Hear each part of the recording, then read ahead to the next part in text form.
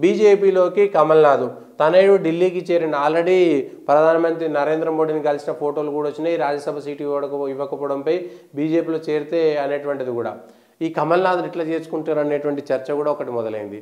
కమల్నాథ్ కాంగ్రెస్లో ఉన్నాడు కదా, అప్పుడు రాజీవ్ గాంధీ సమయంలో సిక్కుల ఊచకోతలో ఉన్నాడు అనేటువంటిది ఇట్లా. అయితే నరేంద్ర మోడీకి సంబంధించినటువంటి అంశంలో ఈ వీళ్ళందరినీ కాంగ్రెస్ వాళ్ళని ఎందుకు చేసుకుంటారు, లేదా జేడీయూని ఎందుకు చేర్చుకుంటారు, అజిత్ పవార్ ఎందుకు వచ్చిండు, లేకపోతే అశోక్ చవాన్ ఎందుకు వచ్చిండు అనేటువంటిది ఒక చర్చ జరుగుతున్నది.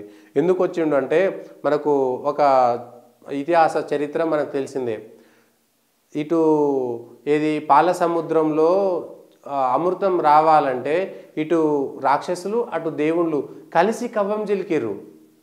ఇది నా వాసుకి సంబంధించినటువంటి పామును పట్టుకొని ఇటు అసురులు ఇటు దేవుళ్ళు కలిసి చిలికితేనే అమృతం వచ్చింది. మరి అప్పుడు అసురులకు సంబంధించినటువంటి పాత్రను మనం వాళ్ళకు సంబంధించిన పాత్రను కొట్టిపారేయలేం కదా. అంటే అమృతం రావాలంటే అసురులను కూడా వాడుకోవాలి, అది ఎత్తుగడ. దీనికి సంబంధించిన దాంట్లో కమల్నాథ్ ఎందుకు చేర్చుకుంటారు, లేదా మళ్ళా నితీష్ కుమార్ పోయినోడిని మళ్ళీ తెచ్చుకుంటారు అనేటువంటి ఒక ఆగ్రహ ఆవేశాలు కలుగుతున్నాయి.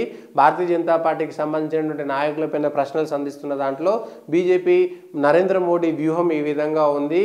ఖచ్చితంగా కవ్వం చిలకాలంటే, అమృతం రావాలంటే, పాలకడలిలో నుంచి అమృతం బయటికి రావాలంటే దేవాసురులు ఇద్దరు ఉండాల్సిందే.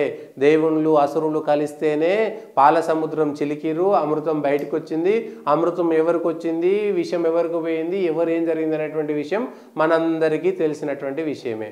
కాబట్టి ఈ విషయంలో అసురులను వాడుకోవడంలో నరేంద్ర మోడీ చాలా స్పష్టంగా పనిచేస్తున్నారు, వ్యూహం ప్రకారం వెళ్తున్నారు అనేటువంటిది ఖచ్చితంగా మనం చెప్పుకోవచ్చు. ఇవి ఈరోజు ఉన్నటువంటి వార్తలకు సంబంధించినటువంటి విశేషాలు, వార్తలకు సంబంధించినటువంటి